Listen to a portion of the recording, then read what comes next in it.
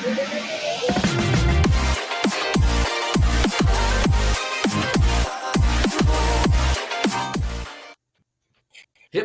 is brought to you by Enterprise Social Record. Today we have another episode in our patient advocacy set of episodes where we have a health information professional that works in a particular area or is skilled and knowledgeable in a particular area that helps patients through access to either healthcare or insurance understanding or their medical records. And so today we're going to be talking with Liz McElhiney about release of information, how patients can access their records. Why is it easy sometimes and challenging sometimes? Why is there a cost sometimes and not? And Liz, I'd love for you to tell us a little bit about your current role and just how did you become an expert in this particular area? Okay, thank you so much, Shannan. So my current role is I'm the Director of Government Affairs and Policy at Pharisma, which is like a health data lifecycle company. I also serve as a regulatory chair for HIOS, which is the Alliance for Health Information Outsource or Operations and Standards. We just updated our name. So, but really in both roles, what I'm doing is advocating for patient access and privacy and promoting good policies within health information. So I kind of happened upon this by accident. I started out in political science, and then when I left grad school, I needed to get a job, and I started working health information. And the one thing that I really loved was being able to interact with patients and help them get their records and make things easier, because let's face it, nobody goes to get medical records because things are peachy keen. Usually there's a problem when you're coming in to talk to us. So being able to help people was really kind of meaningful for me. I like that. That's a really good way. We often ask the HI journey, and that's a great journey because it does. A lot of us fell into it by accident, but you're right. People aren't typically coming to the medical records department just to say hello. There's typically a problem. So, and Shannan, you're right. This is the series that we're hoping that will benefit the general patient population out there, and that HI professionals can share with family and friends and church members and community members and whatnot. So, it's an interesting place to start. If I'm a patient, Liz, how do I request my information? What's the process there? So in a perfect world, a provider or a healthcare organization is going to have a multitude of ways for you to request your records, because really the goal with patient access is that we don't have a barrier in the way of getting your records. So in a barrier really depends on the individual. So some people just don't have access to like electronic communications. So traditional methods work best. Some people are very tech enabled. So really, there should be a way to contact your physician's office or hospital, either via phone or online, and they should give you kind of like a menu of options. So obviously, there's the good old fashioned snail mail. You can always fill out an authorization form or write a letter. That's really important. Patient requests do not have to be HIPAA compliant. So you can send them in that way. You can often kind of still walk in some places and request records. But oftentimes now people want to submit through like a portal. So sometimes there's a portal on the facility webpage. Sometimes it's within the patient portal, like MyChart. And then there could be, if there's a business associate, they could have a portal as well. Sometimes you can submit via email directly, but just as a warning, that is not necessarily encrypted. So you want to be mindful of that.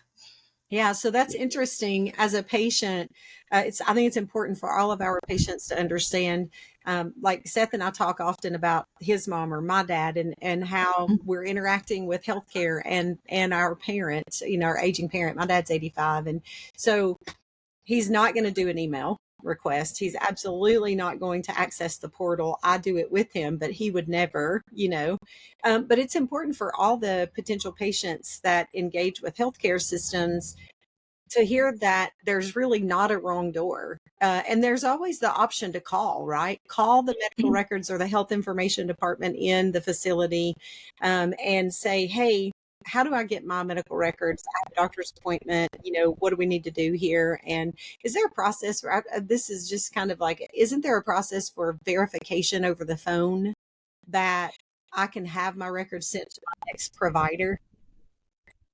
Yes. So a lot of times they'll ask for your next provider's information, and so that way they can call and confirm that there's an appointment. And in fact, they know that usually you want to double check the fax number too, because there can be mistakes or kind of gaps in translation there. But yeah, you would get the patient's information, and then you contact the next provider just to make sure that it's going to the right place. And then often I usually like to double check that I'm giving them everything that next provider needs. That's fine. Because there's sometimes when people like just kind of get part of it, and then I don't want them to show up at their appointment and then the physician not to have everything that they need. Yeah, absolutely. That's good. That's just great heart work of an HIM professional, right? Just to say, hey, calling the doctor to verify anyway. Let me make sure that they don't want the previous visits or all of the labs or this particular imaging, right? So that's really good. Sometimes patients have a charge associated with requesting their medical records, and sometimes they don't. Can you help patients understand kind of what are the nuances there? Yeah. So that's a really good question. And it's one that doesn't have a very like nice clean cut answer that I can give you in like 8 seconds. But really when it comes down to it, a lot of times it depends on the recipient, the requester. So HIPAA does not speak to fees very much. The only thing it really does specify is that patients should have a reasonable cost-based fee if they're charged at all. And then anything that's going to like third parties or another physician, that all gets kind of like devolved to state law. So for patients, if you get a fee, it should be kind of nominal at most. But a lot of times, I don't like to charge patients. Because I think a lot of health information professionals and physicians feel the same way, because we want patients to have access to that information because they're going to have better outcomes and they're more likely to continue in their care journey if they have that information. So a lot of times for patients, it's free. The one time I kind of see patients getting charged a little bit more often than not is if you have somebody that's like a POA. And so the records are going to a POA, but it's not really clear that person is acting as a POA, is a personal representative. So they might get charged by accident. And in those cases, I would just call the physician's office and let them know, and they'll usually just kind of cancel it out for you. The charges really come in when you're talking about records going to a third party, like an attorney or life insurance underwriting, those kind of requests. Yeah, it's interesting. I remember we have a close colleague and friend that has worked in release of information for a long time. And one of the challenges, sometimes an attorney might take advantage of a patient's lack of knowledge and ask the patient to request the medical records and then send to the attorney, or even ask the patient, hey, go request your records, and have them send them directly to me, the attorney. What kind of maybe information can you share with patients that might hear this to help them be informed about, what those little nuances are? Okay. That is a lovely example. And I'm going to kind of go down a soapbox for just a second. Because those are usually called patient-directed requests or third-party directives. Okay. And they make me incredibly nervous as a health information person and as an ROI person, because I know that when a patient requests their records, we don't limit it. There is no kind of like protections for sensitive information like HIV testing, because a patient, presumably they're aware that they have that testing, or they know that they want to see a mental health provider. So there's not really a reason to withhold that information. So when a patient goes and requests any and all, it's any and all. Okay, that's very important. So that's why HIPAA compliant authorization is so wonderful, because it gives patients like the kind of framework on how they can limit it. They can limit it to a specific doctor or a specific date range. Maybe they just want to give lab results or pathology results. So they can, kind of dial in on what they specifically need right off the bat and get that sent over to an attorney. But the other purpose of a HIPAA compliant authorization is it really informs patients of their rights. So they know that they can cancel or revoke their request. There's an expiration date on there because there's no expiration date on those patient directives. Yeah. They're good indefinitely. So 5 years down the road, they could come back and resubmit it. This kind of puts a kind of, safeguard in place where it's usually like a default, like 90 days. And it also lets them know that whoever is the recipient of the records could redisclose those records, that they're not bound by HIPAA, and so they can share them with somebody else. Yeah, and if it's going to your attorney, it's almost certain that they will share it with an opposing counsel, right? And so I love this. So as a summary, would you say it's safe to say for a patient, kind of in lay terms, if you do a patient directed request, or if your attorney says, hey, go request your medical records and have them sent to me, if you don't explain you only want certain documents, your entire medical record history is going to go to that attorney and could include things that you don't want your attorney talking about in court, or the opposing attorney talking about in court, right? Yeah, that's perfect, summary. It's essentially you're opening everything. You're opening the book on everything. Very good. Thank you for That's that. incredibly rich information for the patient population, just because, the majority of people don't know that. The majority of people aren't aware that there's a difference in how that information is requested and by whom, and what the rules are of how that information can be used. So that this is incredibly rich for folks to understand. And the fact that there could be charges, and the charges are different. It could be no charge if it's going to a provider. It could be no charge if it's going direct to the patient, or it could be charged based on going to a third party. So this is really good information. And those charges can vary. Right? There's a reasonable cost. But I also wonder sometimes, because we're in medical records and we like paper, or at least I like paper. I like the smell of paper. It's great medium. Why is the medical record so long?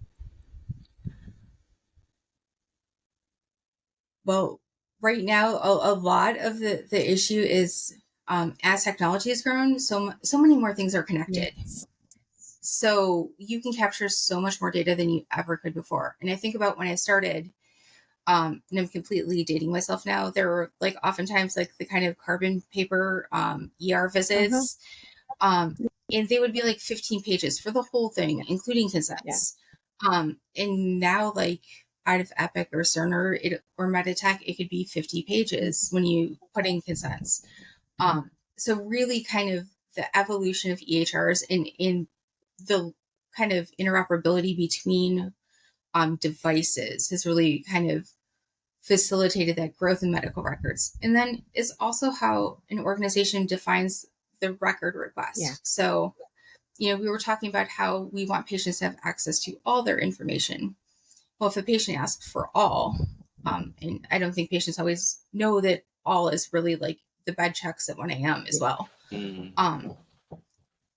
You're going to get, the medication list, the prescription list, the surgical history, immunizations. You're going to get a whole bunch of stuff on there. And I think about recently, my organization had a patient request. It was just for a couple years. And obviously this patient had a bad couple of years. But when the records were generated, it was over 215,000 pages. Oh my goodness. Whoa. Yeah. It kind of blew my mind. I'm but then when I think about if you're in the hospital for a long, stretch of time, you're going to have a lot of flow sheets. You're going to have a lot of just kind of daily maintenance things that need to be kept up. So it can grow very, very quickly. Wow. That's incredibly large. And the patients have the option to go in there and say, when they work with the HIM professional or their medical records professional, they can say, hey, I don't need the full record here. I need a summary, or my, going to this provider. So they may need basic information. And the key here for the patient population is work with your medical records professional, because they can help you through this process. It's complicated. Healthcare is complicated, and it's terrible to navigate. So there's professionals in each facility, in clinics, and every form of healthcare that can help guide the patient through this process. Yeah. And in a perfect world, if you didn't reach out to your HIM department or talk to somebody beforehand, if you were in a situation where, say, you did have multiple thousands of pages, I always, when I do education, I always share that reach out to the patient, because, we don't want to discourage people from accessing their information, but it's okay to go and say, are you aware it's going to be this much? Yes. Can I send you an abstract or a summary first? And then we can give you more of whatever you want. Yeah. And those conversations are really I find so valuable. Those are very supportive conversations. So yes, I agree. That's a great point. Great call out, Seth. Lean on your health information professional in that medical records or health information department for sure, to help you understand what you're asking for, and then make sure that you get everything you need so that you don't have to call back for something later. How's the process different for me? Say I'm a patient, or my dad is a patient, and I need to request medical records for him, and I have a power of attorney. How's the process differ there? So it is core, the authorization should be the same, but it's an issue of supplemental documentation. You're going to want to make sure that you send that with. I always recommend just sending a copy with, because maybe when you brought them into the ER, it didn't get scanned into the right part of the chart. And so the medical record professional or HI professional may not see it right off the bat. Smart. Or sometimes, then if they do scanning at the point of care, maybe they're behind. And so it didn't get put in the chart right away. So I think providing that information right up front is valuable. And then one thing I think is really important for people to understand is, not all powers of attorney are created equal. Yes. And so I've seen some situations where I've had, caregivers, and it's usually when they become caregivers on very short notice. They'll think that they provided everything, and they'll come in to get records, and it turns out it's like a POA for property. And that doesn't grant you access to medical records. So making sure that you're appending, that you have the right documents and that it's in effect then. And then I think it kind of goes hand in hand with, if you're requesting records for a loved one who's passed, different states have different requirements. And so I think in that case, once again, it's really important to talk to your health information professional, because they'll know what's required in the state. And then sometimes you do have instances where it does take a bit of time to get a death certificate produced. Yeah. So, and I saw this a lot during COVID. A lot of facilities will have exceptions where if the provider is the one signing the death certificate, they can use the worksheet from that. It is kind of, proof, of who the next of kin is. So they'll know and be able to kind of, pull on those procedures to help you out. Very important to call out again that when we talk about power of attorney in this case for requesting medical records, it really needs to be that power of attorney for healthcare specifically, right? Yeah. Yeah. There's a specific line in there that is, my agent will have the same access to my medical records as I do.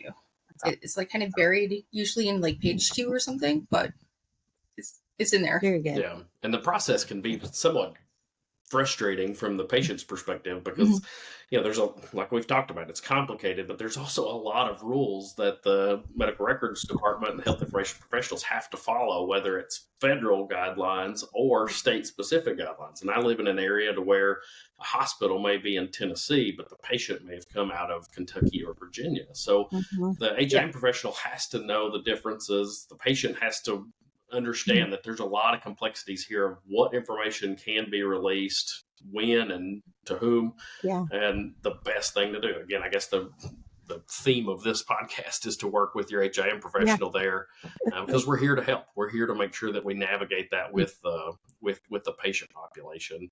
You mentioned the death certificate, which I think is a very interesting one, because we dealt with that in my HIM department, especially being in a tri-state area, because you had to do all kinds of different things with the death certificates when you transport someone over state lines that has passed. But sometimes I can get my medical records immediately, but other times it takes weeks. Any idea why, or something that we can share with the patient population to have patience and grace? There's a couple different factors there. So the first I'm always going to say, and this is not to cast any aspersions on physicians or any clinicians, but sometimes the holdup is they just haven't dictated yet or signed off on the note. And so sometimes that's just simply because they're waiting on like pathology or lab results so they can finish that note. So it's not like they're not doing their job. They just need more information. That's kind of like the first kind of holdup I see in providing records. The next one kind of is either we're looking for clarification on what you're looking for, or maybe we need that additional documentation like a POA. And then another common instance is if you want records that are more than like 5-10 years old, we're probably going to have to order those from offsite. Good, very good. And unfortunately, that can take a while. Mm-hmm. So sometimes they only have records or couriers that go back and forth like once a week, unless it's like a stat emergent request. So that can really slow that down. So the older the records, the longer it takes. The kind of more complex care or testing you have done, the longer it can take. And then obviously if you're requesting a lot of records, it's just going to take more time to generate that. Especially if it's 215,000 pages. Yeah. Yeah. That one we actually have we had to reach out to the EHR company to help us extract that. Yeah. So in those cases, completely going to take a little bit more time. Yeah, that's a great call out to patients to help understand it's part of the process of healthcare. It's not the HIM professional. It's not the physician. It's not this one thing. There are a combination of things sometimes working against you. The record isn't complete so that you can get that final discharge summary or final note, op note, whatever it is that you're looking for with the final diagnosis. Maybe it's in pathology and it's sent off and it's 3 to 4 weeks in waiting, which adds to that time of completion. So the health information professional you're working with can help you get other parts of your record, but you may still have to wait or come back and request that again. So great examples. Thank you. I'm so glad we're having the conversation for patients. It's not like there's necessarily like a conspiracy. That's right. Because I know sometimes it feels like, especially if like a loved one had not the smoothest hospital course and you're trying to get the records, that I know sometimes people are afraid that, we're not going to provide everything. And it's, in health information, we're all about access. So we're not trying to hold it up. It's just some things do take a bit longer. And I think about it, one facility I worked at, they did autopsies, and the pathologist who did the autopsy had 30 working days to sign off on the autopsy. So not 30 calendar days, 30 working days. And so I always felt really, really horrible because, they want answers and they want to know what happened. And it's like the time frame here is a little bit different. Yeah. It's really tough, but you're right. It's not a conspiracy. We're trying to follow all the rules so that we can get you the most appropriate data when it is available for you to have. So what are some of the common mistakes that patients may make when they're requesting their medical records? The first is not providing enough information to identify yourself. And that kind of sounds very silly in today's day and age. Because we think about, how people are online and we've got so much presence and, profiles and accounts are linked. But it can be hard to locate somebody in a patient index, especially if you're thinking about somebody with a common name. Even if it's not necessarily, that common, like just regionally. I live in just south of Chicago, and so just making up a name like Joseph Grabowski, probably you don't think it's a common. Well, in Chicago, that actually is probably a lot more common than you think. And so there can be a lot of instances where there's like same middle initials or close birth dates. So that's one. Also, if you're a woman, we change our names when we get married. So if you went and you were registered at your local hospital under one last name and you don't provide that on the form, we could have a problem locating you. And there's just also the kind of chaos of like a regular patient index. And I know both of you are health information professionals, so you're familiar with the fact that we have problems matching patients and we can have duplicate patient profiles. At my local hospital, I had 3 patient profiles and I worked there. Oh, wow. So I was like, that was kind of impressive to pull off, I felt. So there's chances where, things could, you could have come in and they maybe registered you a little bit different. And so there's not 100% match. And so it takes more to confirm that you are who you are. And we don't want to give you anybody else's records, really. Yeah. Yeah, that's really good. I do have a kind of a follow-up question about this. You mentioned, often women change their names when they get married or divorced, whatever it is. Yeah. But in the case of an adoption, maybe I'm assigned my adoptive parent's name, and at some point in the future, I want to, change it back to my, I've reconciled with my birth parents, and I want to change my name back to that. What would the process be? Couple of things. First of all, just bring the documentation that shows your legal transition of name, right? So that you can support asking those questions. But wouldn't it also be important to ask for the medical records for both names with the proof that you are that same person with 2 different names, in case there hasn't been hospital reconciliation of those records yet? I think that would be good, is to make sure that you ask for both names. And you may get some questions because it's not a common situation. I live in a college town. So it's not necessarily adoption, but we have a lot of kids that come to college and maybe they decide that they're going to go by a different name than what they did when they were growing up. And so we'd have very different, names, versus like the legal name versus what they were, now going by. So usually you'll get some questions, but it's just in an effort to make sure that we're getting you the right information. Very good. But yes, you're absolutely right, Shannan. Having that like legal documentation will definitely expedite getting, both sets of records, but then also merging those 2 accounts into one.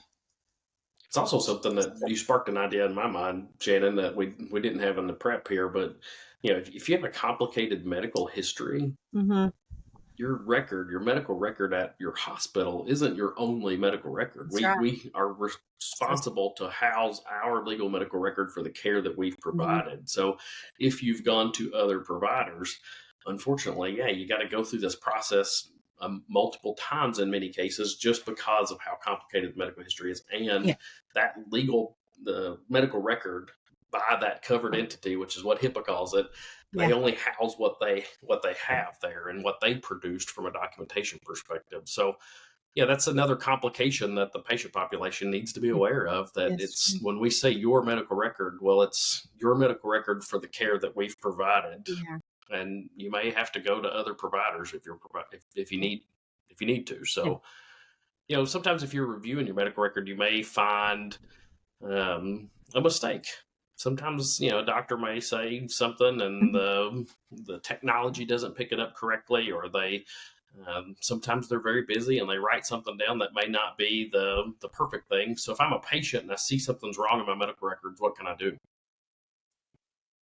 So I think it's the theme of the episode. The first thing you're going to want to do is talk to a health information professional. And that's because hospitals are supposed to have very defined policies and procedures around amending medical records. And it's a right that every patient has under HIPAA.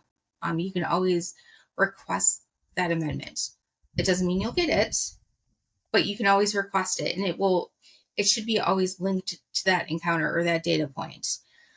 So usually there's a form you're going to have to fill out. And then a lot of times they'll ask for supporting documentation. Sometimes it's very obvious that something is not the case. I'm thinking about like a 75-year-old male patient, and it says that he had a hysterectomy. probably not the case. So there's not really going to be a whole lot of dispute. Maybe they just clicked the wrong thing on the patient history. So those are a lot easier. But some cases where it's a question of, I told my physician that I never smoked, and it says that I've been smoking for 10 years. They're going to want some additional documentation. So maybe bringing a note from like your previous provider that shows that you're not smoking. Because when you do an amendment process, most of the time after you submit that form, they're going to go to the physician and ask them to change the note. And so having that in front of them is a way to really say, here's the additional information that kind of makes the case or clarifies it. And then they can either make the change or decline to make that change. I appreciate that you used the smoking example. My dad doesn't smoke, and I was looking in his portal with him at his results and his visit and talking about his blood pressure and weight and all those things. And it says patient's active smoker.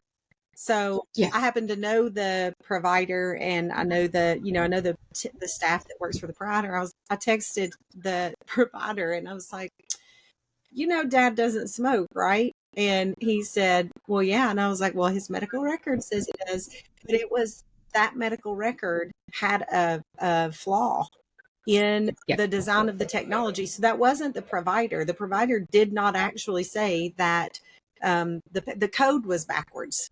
And when you click no, doesn't smoke, it was actually saying this patient does smoke, is an active smoker. So sometimes it's technology and not provider documentation at all. That's a really good point with technology, because right now there's been a lot of press about like Centers for Medicare and Medicaid, really promoting this health data ecosystem, really kind of pushing for interoperability. And one of those use cases is individual access, and the others like treatment. So as you go and you link these different systems together and you exchange that information, like you need to make sure that you're getting this source of the error, because if you don't get it at the source, like it can update again and it stays in there. And I'm currently going through that with my mom. I use her as a lot of examples. She doesn't know, so I hope she doesn't see the podcast. So my dad will not see the podcast. I can assure you. But she was really frustrated. That she's like, I told them that I don't have, like, this was ruled out, like, 3 hospital stays ago. And she's like, I told them this, at the rheumatologist, and I told them this at the pain specialist. And I'm like, well, Mom, the note is probably not from there. Yeah. You need to find out, like, who's the one that put that in there, so we make sure that we kind of like nip it in the bud. Yep. And it's something that she hadn't even really thought about. And she's somebody who's pretty familiar. She's a retired nurse. Yeah. So she's familiar, with, kind of EHRs, but she's like, oh my God. I'm like, and it can be very daunting, because if, like you said, if you have somebody who has, complex conditions or complex medical histories, there can be a lot of doctors. Yeah. You bring up a good point about the fact that your mom is a retired nurse. And so just in closing, I want to kind of relate to the patients that might get to watch this, try to help navigate through the health information, request in the medical system in the United States. We also, as health information professionals, as clinicians that also become patients in this same industry, we face some of these same struggles. And we understand more about the system than maybe general patients do that don't work in the system. But we also have the same challenges. It's interesting how many health information professionals have shared their journey about patient access to information or lack of it, preventing them from getting care when they need it for themselves or a loved one. So this is definitely a challenge for everybody that is a participant or is a patient, or caring for somebody. So you're not alone if you're a patient. Lean on your health information professionals. We will dig to find the right information and get it to you as quickly as we can with integrity so that it's usable for continuity of care. Absolutely. Yeah. That's, I, like you said, Shannan, working with your HI professional. And sometimes it's a matter of maybe, and I've had to do it, sharing some education. Yeah. Maybe you have a new professional that maybe doesn't know that they have to go into a different computer system to find something. But, as a profession, I like to think that we're really committed to just making patients' lives easier. Yeah. And sharing that. So we will absolutely go the extra mile to help you out and figure it out. Absolutely. Well, this is so good and so rich. I hope that all the health information professionals that see this share it with their family and their friends, their churches, whomever, just to help patients understand a little bit about how to interact with our our profession and our system in healthcare to get access to needed medical records and information. It's so good. Thank you for coming, Liz.